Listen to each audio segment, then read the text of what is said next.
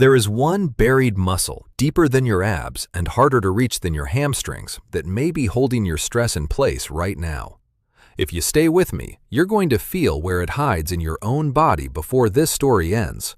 And once you feel it, your tight lower back, your shallow sleep, even that breath that never seems to land all the way down, may start making a different kind of sense. Right now, don't do anything dramatic. Just notice. The front of your hips, way inside, where the body folds when you sit. The low back, maybe a little warm, maybe faintly achy, maybe never quite resting even when the room is quiet. The breath, maybe high in the chest, like it brushes the ribs and turns back. You may have stretched plenty of things already: calves, shoulders, hamstrings, neck. You may even be good at relaxing on the surface. But there can still be a deeper pull under all that, like a cord drawn too short somewhere behind the belly, close to the spine. And here's the strange part. Most people don't even know they're living around that pull. They blame the desk chair, the mattress, getting older, bad posture, a stressful week. Sometimes those matter. But sometimes the body has one hidden place that keeps the whole middle of you tilted toward protection. You stand up after sitting and your lower back grabs. You lie down and your legs don't feel fully heavy. You take a breath and it lifts, but it doesn't drop. That pattern has a shape, and your body knows that shape better than you think. It gets rehearsed every single day. Hours in a chair with the hips bent, knees forward, pelvis tucked into the same little arrangement, the front of the body quietly held in flexion.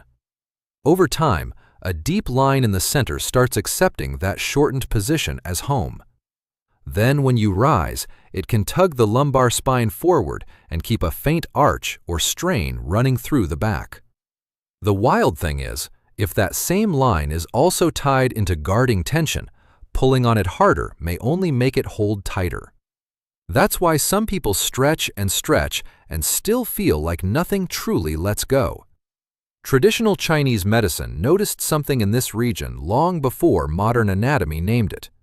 Fear and survival were placed in the kidney area, the same deep neighborhood where this line passes, close to the adrenals, where the body's alarm chemistry lives. I'm not asking you to take any of that on faith yet. I'm asking you to test it, because in a minute, I'm going to name the muscle, show you why the usual approach backfires, and walk you into the first place your body will finally tell the truth about it. If this kind of deep body decoding helps you, like the video and subscribe. So let's name the thing that's been hiding in plain sight. That deep line is the psoas. It lives behind the belly, close to the spine, running from the low back through the pelvis toward the top of the thigh, one on each side. You don't see it in the mirror, and you almost never touch it directly with a stretch, which is part of why it stays out of the conversation for so long. But you feel the effects of it all the time. When you stand, when you walk, when you climb stairs, when you shift in your chair because your back wants relief and can't quite find it. This is why that hidden pull can shape your whole day. It is one of the deepest core stabilizers in the body, the only one that links the spine to the legs in such a direct way. Every step asks something from it. Every hour of sitting teaches it something too. And sitting teaches hard. The fabric of the chair under your thighs, the weight of the pelvis dropping back, the screen glow in front of your eyes, the stillness in the legs. All of that keeps the hip folded. Over months and years, that position can become familiar enough that the muscle starts behaving as if shorter is normal. Then when you rise, the front of the hips may feel blocked and the low back gets tugged forward into a shape it never really asked for. That alone would matter. But there's another layer, and this is where most people miss the whole story. This tissue is tied into the brace reflex. When the nervous system senses pressure, rush, uncertainty, even the kind you've gotten used to, it can keep a little protective tone in that deep front line. So if you go after it with a hard stretch, the body may hear that as one more demand. You lean deeper, hold longer, Breathe tighter without noticing, and the same place answers by holding on. That's guarding tension. Quiet, stubborn, and very easy to mistake for simple stiffness. You can feel the difference if you think back to your last strong hip stretch. Did your jaw clench a little? Did your shoulders creep up? Did your breath thin out, even while you told yourself you were opening the body? That reaction matters. It's about whether the system feels safe enough to stop preparing. And once you understand that, one question starts to matter more than all the others. If this deep stabilizer listens to safety before it listens to length, what exactly tells it the danger has passed? That signal is breath, and the part of breath that matters most here is the way you leave it. A short inhale can happen even when you're tense. A slow, complete exhale tells a different story. You can hear it in the room when someone finally settles. The chest softens, the throat opens. The air leaves without hurry. Deep inside, that change reaches farther than most people realize. The pattern we're after is simple. Inhale for 4, exhale for 8. You don't need to make it huge. In fact, the quieter it is, the more useful it tends to be. Air comes in through the nose, cool at the nostrils, easy in the ribs and belly. Then the long exhale rolls out slowly, like you're letting steam leave a window without fogging up the whole house. That extended breath out nudges the vagal side of the nervous system, the settling side, the branch that says, you can come down now. And when that message lands, this deep line in the body has a better chance of releasing on its own. There's a reason the old traditions kept circling this area. In traditional Chinese medicine, fear and survival were placed in the kidney region. That old map wasn't talking in modern anatomy terms, but the placement is striking. Right there, in the back of the waist, under your hands if you reach around your sides, sit the kidneys. Right above them sit the adrenal glands, and passing through that same deep neighborhood is the muscle we're talking about. Fear chemistry, survival language, and this hidden stabilizer all live close together. When you feel a flutter there, or a hollowness, or a strange clenched feeling no massage ever seems to touch, that's part of why this conversation matters. So before we ever ask the body to lengthen, we change the message first with timing. 4 in, 8 out. If you've spent years trying to open the hips and you still feel that old pull near the spine, this may be the missing piece. The body can't be talked out of protection while the breath still sounds like it's preparing for impact. And I want you to notice something else the next time you try this. After 2 or 3 rounds, does your belly move a little more freely? Do the hip creases feel less sharp? Does your tongue stop pressing into the roof of your mouth? Tiny signs count here. They're the first cracks in a pattern that has been rehearsed for a long time. Because once that quieter signal is in place, the floor can start doing something a hard stretch never could. And that's where the floor becomes part of the method. When your body is fully supported, it has less to manage, less balancing, less holding, less of that constant background effort that keeps the middle of you faintly switched on. This is why the next step isn't standing, lunging, or reaching deeper. It's simpler than that. You lie down and let the ground carry what your hips and back have been carrying all day. Set yourself up in constructive rest. On your back, knees bent, feet on the floor, far enough forward that the fronts of the hips can soften instead of gripping. Let your arms land wherever they're easiest. The room should feel ordinary. A faint hum from a vent, maybe the cloth of your shirt against your ribs, the coolness of the floor moving through a mat or carpet. That ordinary feeling matters. You are teaching this deep stabilizer that nothing urgent is being asked of it. Before you move a leg, notice whether your lower back is pressing down, hovering, or shifting around as if it can't decide where to settle.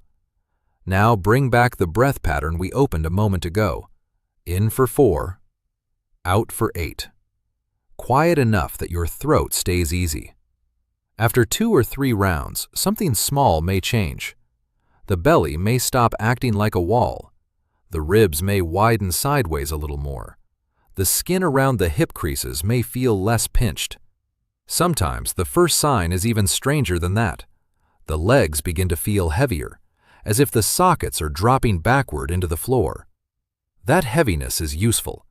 It means the body is beginning to trust the support under it. From here, you still do not chase sensation. That's important. This deep line responds better to being invited than cornered. So the first movement is almost laughably slow. One foot stays planted. The other begins to slide forward along the floor, just a little, as though the heel is tracing through thick syrup. The knee unfolds only as far as the breath stays smooth. If your low back arches sharply, or your ribs pop, or the throat tightens, that's your sign to stop. You've found the edge where support turns back into effort. And right there, something very specific tends to appear. A quiet pull. Not on the surface, but deeper in the front of the hip, closer to the spine than most people expect. Some feel it like a line. Some feel a pocket of resistance, almost hidden behind the belly. Some feel nothing clear on the first pass, except that one side seems less willing than the other. That difference matters more than people think, because the side that refuses first is usually telling the older story. That older story usually shows up as a difference between sides. One heel glides and the front of the hip stays quiet enough. The other side feels sticky, watchful, almost like it starts saying no before you've really moved at all. Sometimes the low back joins in first. Sometimes the ribs lift. Sometimes the breath, which felt smooth a moment ago, suddenly turns thin. That change is useful information. It tells you where the body still believes it has work to do. So when you meet that side, don't push past it. Stay close to the place where the movement is still honest. Let the heel reach only a little. Let the knee remain soft if it wants to. Keep the jaw loose, eyes easy, hands quiet. You may feel the floor under your sacrum, the faint drag of the heel on the mat, the weight of one leg dropping more fully than the other. Those details matter because they tell you whether support is still leading the experience or whether effort has started taking over again. This is the part people usually rush through, and it's where the hidden change begins. You're watching the body choose between two options in real time: old protection or a little more trust. If the throat tightens, shorten the leg path. If the belly hardens, pause there and breathe once or twice without trying to fix anything. If one side shakes a little, that can simply be the system organizing around unfamiliar ease. Slow work in this region often looks unimpressive from the outside and feels strangely deep from the inside. And then there's the comparison. Bring the first foot back in. Let both feet rest. Notice the heat in the hip creases, the contact of your spine against the floor, the difference in the weight of the two legs.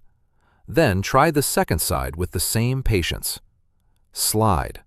Pause. Listen. Most people discover one side carries a very different tone. It may feel shorter, sharper, heavier, or more guarded near the spine. You don't need to diagnose it.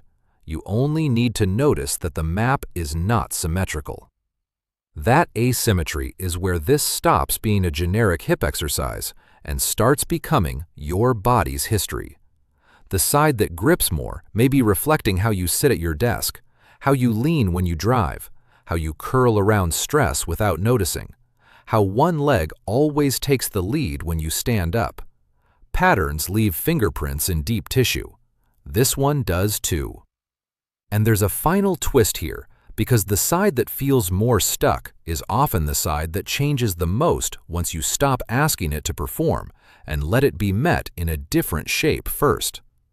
That different shape is the one your body already knows by heart. When this deep line protects, it tends to draw you inward. Hips fold, the middle shortens, the front of the body gathers itself. So instead of asking the tighter side to lengthen first, you briefly meet it where it already lives. There's something surprisingly calming about that.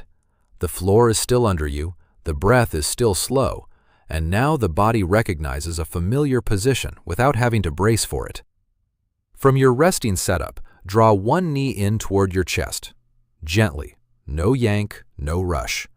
Feel the back of the pelvis widen into the floor a little more.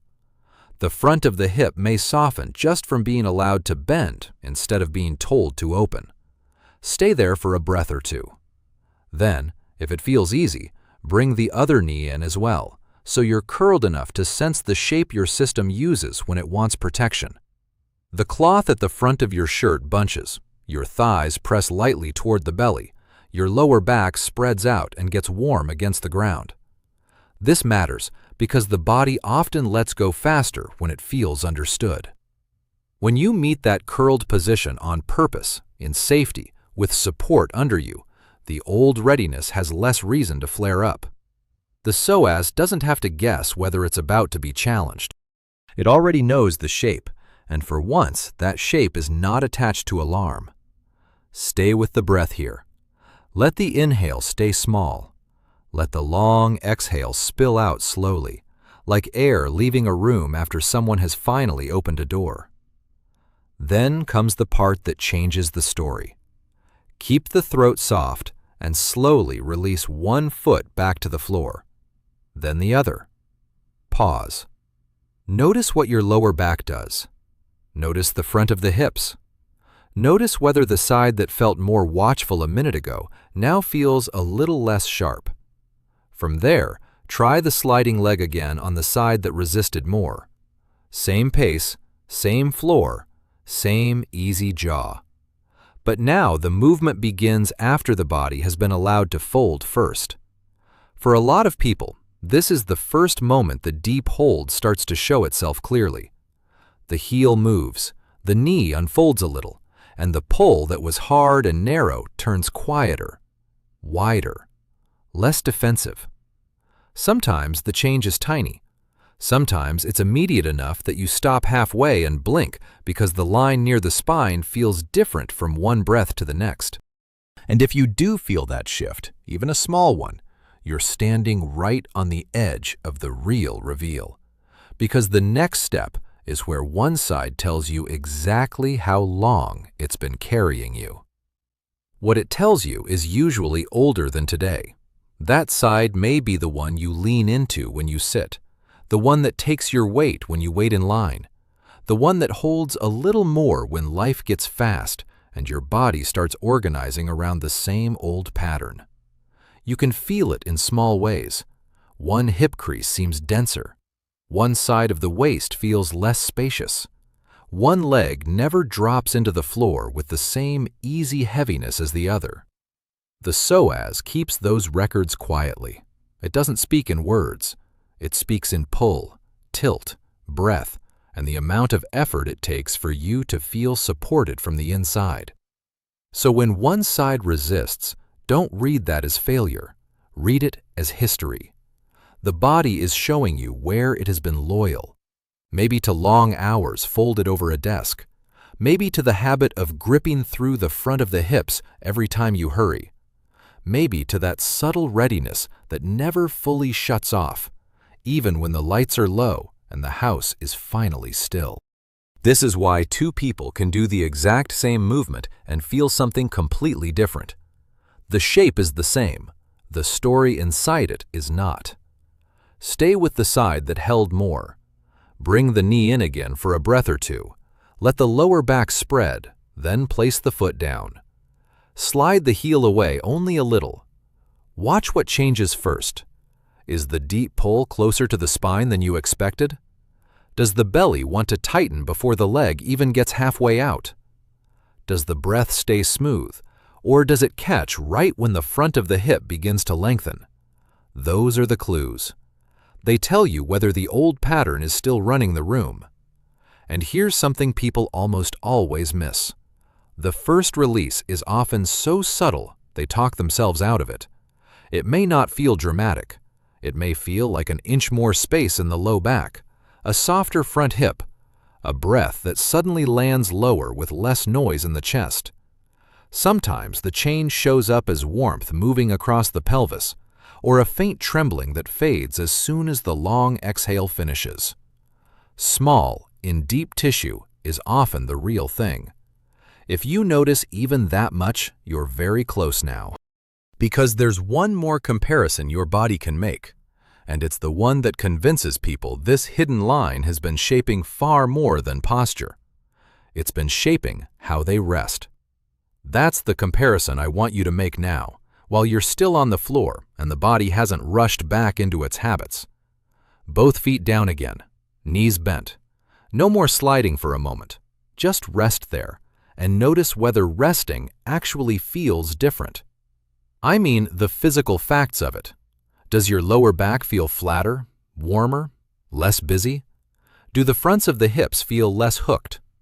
Does one leg seem to drop outward a touch more easily, like the joint has stopped listening so hard for the next command? This is where many people realize something they've missed for years. Lying down and resting are not always the same thing. You can be horizontal and still subtly held. The room may be quiet, the lights off, the blanket light across your legs, and yet the deep center of the body stays prepared. A small pull through the front of the hips, a faint arch in the low back, a breath that hovers high, as if it never trusts the floor enough to pour its weight down. When that hidden line stays shortened and alert, your body can carry the shape of sitting and the mood of readiness right into the night. You see it in the way sleep begins. Some people feel their legs never fully switch off. Some wake with the front of the hips stiff and the back already working before they've even stood up. Some turn from side to side because the center of the body never truly handed its weight over. The psoas sits right in the middle of that handoff. It helps decide whether the spine is being tugged forward from within, whether the pelvis settles, whether the breath can drop low enough to tell the rest of the system, we're done for now. And this is why tiny changes on the floor matter so much. If, after those slow passes, you notice even a little more heaviness in the legs, even a little more width across the low back, that isn't trivial. That's the body rehearsing a different night. It's learning that support can come from underneath instead of from constant inner holding. Over time, that kind of shift changes more than comfort. It changes how long the system stays revved, how much strain the lower back absorbs, how often the body keeps feeding itself the chemistry of alertness when no immediate threat is present. But before we talk about that longer arc, there's one moment people skip too fast. It happens right after the release, when you stop moving completely and listen for where the breath wants to go on its own. Because that next breath tells the truth faster than your thoughts do. So stay still for one breath longer than you want to. After the leg comes back, after the hips settle, after the floor takes you again, wait. Don't improve the breath. Don't guide it yet. Just listen to where it goes when nobody is managing it. This is one of the clearest ways the psoas gives itself away. A guarded body has a certain sound to it, even in silence. The inhale catches high. The ribs move, but the lower belly stays cautious. The air comes in like it's checking the room first. When that deep front line begins to loosen, the next breath often changes location before it changes size. You may feel it arrive lower, almost behind the navel, maybe even toward the sides of the waist. The back of the ribs can seem wider against the floor. The throat stops working so hard. It's subtle, but the difference is unmistakable once you've felt both versions. One breath is supervised, the other one lands. That shift matters because the muscle and the breath have been in conversation the whole time. If the center is still on alert, breathing tends to stay more vertical, more chest-led, more ready. When the hidden pull eases, the body often stops bracing upward so much. The lower trunk receives the inhale instead of deflecting it. You may even notice that your face changes with it. Brow softer, eyes less busy behind the lids, tongue no longer pressing. Those are not random extras. They're signs that the inner support system has reduced its demand. This is also where people begin to understand why stretching alone missed the target. You can tug at the hips and never touch the deeper pattern if the breath still carries the mood of effort. But once the next breath drops lower on its own, the whole middle reorganizes. The psoas is no longer acting like it has to hold the front gate by itself. The floor is helping, the ribs are helping, the nervous system is helping. For a few seconds, maybe longer, the body stops behaving like sitting and stress are the only maps it knows. If you want to test it, place one hand low on the belly and one at the side waist. Take nothing special in. Then let the air leave slowly and see what happens after. Does the next inhale spread a little farther down? Does one side of the waist finally move? Does the low back feel less like it's being pulled from the inside? That is the kind of evidence you trust here, not a dramatic sensation, a changed pattern. And once that pattern changes, even briefly, another question comes into view. What happens when the body stops sending itself small signals of alarm night after night? That's where the story gets bigger than tight hips or a cranky back. When this deep center keeps carrying a low signal of readiness, the body pays for it in ways that are easy to miss because they feel so ordinary. You wake already a little tired. Sleep feels light, like part of you stayed on duty. Your lower back does extra work before your feet even hit the floor. The front of the hips feel loaded, and the breath comes online late, as if the day starts before your body fully arrives. A pattern like that can keep stress chemistry hanging around longer than it needs to, more like a dim light that never quite shuts off. The kidneys and adrenals sit in that same deep neighborhood we talked about earlier, and when the whole region lives in constant readiness, the system can stay tilted toward alertness. Over time, that matters. Chronic stress has been linked with wear on the body's repair systems and the way we age from the inside. So when you help this hidden line stop gripping all night, you're not only chasing comfort, you may be changing one of the small, repeated inputs that tells the body whether it is safe enough to recover deeply. And that's why the night matters so much. Daytime tension is one thing, overnight repetition is another. If the psoas keeps the lumbar spine subtly tugged forward while you sleep, if the front of the body stays faintly shortened, if the breath stays high, then hour after hour the system rehearses the same old shape. That shape becomes familiar. Familiar becomes baseline. Then morning arrives, and you call it stiffness or age or how my body is. Sometimes it has been a practiced position all along. What changes people most is realizing that a small release before bed can alter the tone of the entire night. By reducing the background effort your system usually drags into sleep, the body doesn't have to spend the dark hours clutching at support from the front. The floor, the mattress, gravity, the breath, they start sharing the job. You might notice at first as heavier legs, or a quieter low back, or a deeper first exhale when you turn off the light. But there's a reason I'm not asking you to stand up yet and call this done. The clearest proof isn't how it feels lying here. It's what happens when you come back tomorrow, and the next night, and the next. Because that is where a brief release turns into a new default. That new default starts in a very unglamorous way. Same floor, same bent knees, same quiet minute before sleep when the house is settling and the body is deciding what shape it will carry into the night. The first evening, you may feel only a little more space in the front of one hip. The second or third time, you may notice you find the deeper line faster without searching so hard. By the end of a few nights, the body often begins to recognize the sequence before the mind does. You lie down and something in the middle starts softening earlier. That matters because repetition teaches this hidden stabilizer as surely as sitting did. Chairs trained it into a shortened, watchful position by hours and years. Support can teach it something else the same way, by returning, by staying gentle, by letting the breath and the floor do more of the work than your effort does.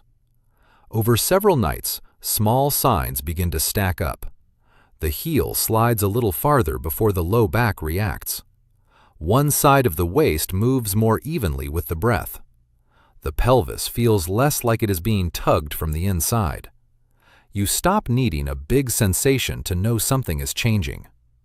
Morning is often where the evidence shows up first. Not fireworks, more like this. You wake and the first moments are quieter. The usual grip across the low back is reduced. The front of the hips don't feel as if they spent the night folded around an invisible chair. When you stand, the spine doesn't rush to arch the same way. Sometimes the very first step to the bathroom tells the truth. There's less drag in the front of the hip, less bracing through the center, less sense that your body has to warm itself up from a defensive position. And here's the deeper shift people don't expect. When this pattern begins to loosen night after night, your posture can change without constant correction. You don't have to keep reminding yourself to stand taller every 15 minutes. The body starts finding a more upright position because that inner pull is easing. The ribs stack a little better. The pelvis stops being pulled forward quite so hard. Breathing lower becomes less of a technique and more of a habit. The change is structural, yes, but it feels emotional too. A body that is less prepared all the time moves through the day differently. Still, there is one place where people sabotage this without realizing it. It happens right when they start to improve, and it brings the old holding pattern back faster than almost anything else. That sabotage usually looks innocent. You feel a little better, so the next time you lie down, you start chasing more. You slide the heel farther than the breath can support. You tug the knee in harder. You go looking for a bigger opening, a stronger sensation, some proof that the release is working. And the body, which had just begun to trust the floor, hears demand creeping back into the room. You'll know it by the signs. The low back lifts too soon. The ribs jump. The jaw firms up. The breath gets noisy or stalls at the top. That deep line narrows again and turns from soft pull to watchful hold. It happens fast. The psoas has spent a long time learning how to protect. It can return to that lesson in a breath or two if the movement starts feeling like a test instead of a conversation. This is why progress here asks for restraint. Its guarding pattern is quick to wake up. So the rule is simple. Stop at the first honest edge, not the farthest one. If the leg wants only a short slide tonight, let it be short. If the knee-to-chest position feels easier on one side than the other, don't try to even them out by force. Let the tighter side have its own pace. A supported release in this area is built from respect for signals, not from winning an argument with the body. The people who change this pattern are often the ones who look, from the outside, like they're doing less. There's another mistake too, and it's quieter. People start using effort inside the breath. They make the inhale too big. They press the belly upward to manufacture movement. They drag out the exhale so much it becomes a performance. But the body can feel that strain. A helpful breath has ease in it. The long exhale should feel like the air leaving because it's ready to leave. If the throat tightens or the face starts working, back off. Let the breath become ordinary again. Ordinary is where this method gets its power. When you stay inside those limits, something important happens. The floor remains the main support. The center doesn't feel cornered. The release has room to arrive by itself. Sometimes it shows up as a lower breath, sometimes as warmth across one side of the pelvis, sometimes as less pull when the heel glides away. The signs vary, but the principle stays the same. And there's one final piece that makes the whole method land. It's the order you do them in. And if that order changes, the whole body hears a different message. That order is what keeps the body from slipping back into self-defense. First, the support, then the breath, then the shape the body already knows. Only after that do you ask for length. If you reverse it, the deeper tissues often hear pressure before they hear safety, and the old holding pattern comes right back online. Think about what that means in real terms. If you start with the sliding leg before the breath has softened, the front of the hip can feel exposed too soon. If you go straight into length before the pelvis has settled, the low back may grab and take over. If you skip the curled position that lets the body recognize itself, one side may resist harder because it never got the message that it was being met, not challenged. The sequence matters because this muscle doesn't only respond to position, it responds to context. So the clean version goes like this. You lie down and let the floor hold you. You wait long enough to feel the weight of your bones, the back of the ribs, the heel of each foot. Then the breath gets quieter. The exhale lengthens without strain. After that, the knee comes in gently, one side at a time, or both if the body likes it, and the lower back broadens. Only then do you return the foot and let the heel slide away slowly enough that the breath can stay in charge. Same shapes as before, but now the nervous system hears them as one continuous story instead of mixed messages. When people finally feel the difference, it can be almost shocking because the movement itself is so small. The room hasn't changed, the floor hasn't changed, the leg hasn't even traveled very far. But one version feels like work, and the other feels like being unhooked from something deep inside. That's the reveal. It was hidden in the order of signals, and once you know that, you begin to notice it outside this practice too. You notice how often your body tries to lengthen before it feels safe. You notice it when you stand quickly after sitting and the low back arches first. You notice it when stress hits and the front of the hips quietly narrow, as if the center is pulling inward before your thoughts catch up. The pattern becomes easier to spot because you've felt both versions now, the held one and the one that starts to let go. There's still one more thing the body needs before this really sticks, though. It needs enough stillness after the release for the new pattern to register. And most people move away from that moment too early. That stillness is where the body decides whether the change was real or just a brief interruption. After the slide, after the foot returns, after the breath settles, stay. Let both feet rest on the floor. Let the knees stand without effort. Don't reach for the phone.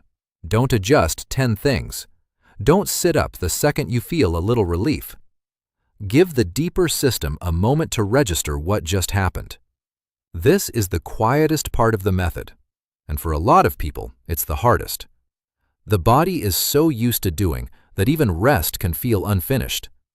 You may notice the urge to move immediately. Scratch something, stretch something else, roll to one side. That impulse matters. It often shows you how unfamiliar true support has become. When the psoas lets go even a little, the whole middle can feel strangely open, almost exposed at first. Just unguarded enough that the old habit wants to come back and organize you again. So instead of following that urge, let yourself be heavy. Feel the back of the pelvis, the ribs, the shoulder blades, the heels. Notice the air in the room against your nostrils. Listen to the small sounds around you. The vent, the house settling, fabric brushing when you breathe. All of that helps the new pattern land in something ordinary and real. The more normal the moment feels, the more the body understands that release does not need a special emergency exit.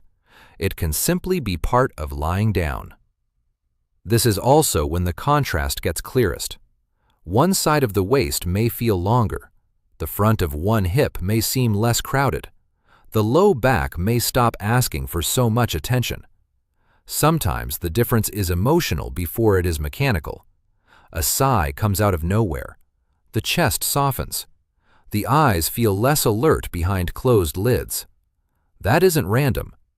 When this deep line stops holding so hard, the body often reveals how much effort it had been spending to stay prepared.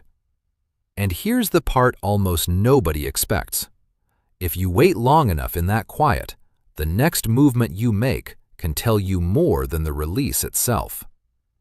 When you finally roll to one side, or bring a knee in, or place a foot down with the intention to rise, the body may organize differently. Less rush through the low back. Less pull at the front of the hip. Less need to brace before you move. That's the moment the change starts following you off the floor. But before you get up, there's one last check that can show you whether the old pattern is truly loosening or only hiding until you stand. That check begins before you're fully upright. Roll to one side slowly, the way you would if you didn't want to spill a glass of water balanced somewhere deep in your pelvis. Let the top knee rest in front if it wants to. Pause there. Feel whether the front of the hip on the upper side is already gripping to help you. Feel whether the waist feels shorter on one side than it did a few minutes ago. This in-between position is useful because it shows whether the old pattern rushes back the moment support changes. Then press up with your hands and come to sitting without jerking. Notice what organizes first. Does the low back seize and pull you into an arch? Do the fronts of the hips immediately tighten as if they're trying to hold your spine up alone? Or is there a little more room, a little more delay before the old effort arrives? That delay is a huge clue. Even 1 second of less bracing means the pattern is loosening its grip on how you transition, not just how you lie still. From sitting, place both feet on the floor and wait again. This is where many people finally feel the shape of chronic sitting in reverse. If the release has landed, the pelvis may feel less tipped. The weight under the sit bones may seem more even. The front of the hips may no longer feel like they're pulling your torso downward and forward at the same time. Sometimes the breath tells the story first. You sit up, and instead of the chest grabbing the inhale, the lower ribs keep participating. That's a very different body from the one that started this practice. Now stand, but stand the same way you got up from the floor, without rushing past the evidence. Let the feet feel the ground. Let the knees unlock. When you come upright, notice the line from the front of the hip into the low back. Some people feel immediate space there, like a zipper opened halfway. Some feel the back doesn't need to clench before they fully straighten. Some feel almost nothing at first until they take 3 or 4 steps and realize the legs are swinging more freely underneath them.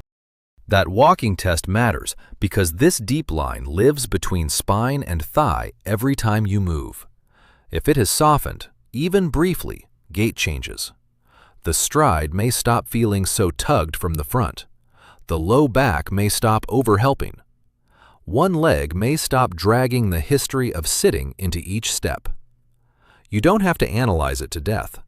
You just have to notice whether moving through the room feels more supported from underneath and less pulled from within. And if it does, then you're ready for the part people care about most, because this is where a tiny change in one hidden muscle starts becoming a different kind of night. That different kind of night usually starts with a smaller moment than people expect. You turn off the light, lie down, and instead of feeling your lower back hover with that familiar faint pull, the bed seems to meet more of you. The front of the hips stop feeling like hooked wires. The first breath out is longer without trying. Your legs feel heavier, less ready to spring. Nothing dramatic, and yet the whole body reads the room differently. That matters because sleep begins long before you're unconscious. It begins in the handoff. The psoas helps decide whether your spine keeps carrying the day, whether the pelvis settles, whether the breath stays high and watchful, or drops low enough to tell the system, you can repair now. When that deep line stays shortened night after night, the body keeps rehearsing readiness in the dark. When it begins to let go, even a little, the body stops spending so much of the night holding itself together from the front. You may notice the change first in the middle of the night, oddly enough. less tossing to find a position that doesn't tug the low back, less waking with the sense that your hips never really turned off, less of that strange half-sleep where the body is technically still but not deeply resting. The next morning, the evidence can be plain. Your first step is less stiff. The front of the hips don't feel like they slept in a chair. The breath arrives sooner. The back doesn't have to grip before you're even fully standing. And that's where the bigger stake comes in. A body that lives in chronic alertness pays a price over time. Stress chemistry is useful in the right moment, but expensive when it never truly stands down. The deep region we've been working with sits close to the kidneys and adrenals, right in that old map of fear and survival.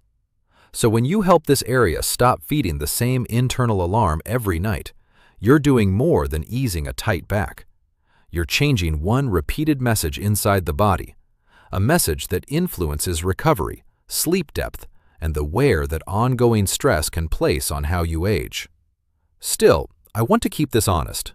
This method is powerful because it is simple, and simple things get overclaimed all the time. A release here can change a lot, but it also has limits, and those limits matter. Before you make this part of your nightly routine, there's one boundary you need to hear clearly. Because the difference between helpful tension and something that needs real medical attention is not something you should guess at. That boundary is simple, and it matters. This work is for stress-held tension, for that deep shortening and holding pattern we've been tracing through the front of the hips, the low back, the breath, and the way your body rests. It can be a powerful reset for a system that has forgotten how to hand its weight over. But it is not a diagnosis, and it is not meant to replace real medical care when something sharper or stranger is going on. If pain is sudden, intense, shooting, or new, if you feel numbness, weakness, loss of control, or symptoms moving down the leg in a way that feels alarming, that's a different lane. If your body is giving you those signals, respect them. Get checked by a qualified clinician. The Psoas can be part of a pain pattern, yes, but it should never become a story you use to explain away everything. Honest relief and honest caution belong together here. That said, a lot of people live in the gray zone before anything dramatic ever happens. Not crisis, just that constant pull, the low back that never quite loosens, the hips that always feel a little preloaded, the breath that keeps skimming the upper chest, the sleep that restores some, but not deeply. For that kind of body, this practice can sit beautifully alongside good care, good movement, and common sense. It gives the nervous system one clear message it often hasn't heard in years. Enough. You can stop holding now. And once you know the difference between pain that warns and tension that protects, you stop panicking at every sensation. You listen better. You notice whether the deep pull softens with support and breath, or whether it stays sharp and unchanged. You notice whether one side responds gradually over several nights, or whether a symptom feels too intense, too stubborn, too different for self-work. It's maturity. It lets you use this method for what it's good at without pretending it's magic. So here's what I want from you before we close this out. Think back through what you felt tonight, or what you'll notice the first time you try it. Which side held more? Where did you feel the pull? Front of the hip? Low back? Deeper near the spine? Or mostly in the breath? Did the next inhale land lower after the release? Or did the biggest change show up when you stood and walked? Those details tell the truth better than big claims do, because your answer to those questions is the final piece of the map, and it's what reveals how long your body may have been carrying this hidden brace. So take those answers seriously. If one side was louder, if the pull lived deep near the spine, if the breath dropped lower after the release, if walking felt easier than lying there ever could have explained, that is your body giving you a map. A map. And once you have that, the old confusion starts to thin out. The back that always seemed randomly tight has a line running into it. The shallow sleep has a shape under it. The first stiff step in the morning stops feeling like a mystery. That's the real reveal of deep psoas release. It was hiding because it sits so deep and because the body protects it so quickly that most people spend years working around it without ever hearing what it has been saying. Then one quiet practice changes the conversation. Support first, breath next, familiar shape, slow lengthening, stillness. And suddenly, the middle of you stops acting like it has to hold the whole night together alone. If you keep this beside the bed and return to it gently, you may notice the changes arrive in ordinary places. The sound of your exhale when the room goes dark. The way your hips meet the mattress without that faint internal tug. The moment you stand in the morning and your back doesn't lurch into its usual job.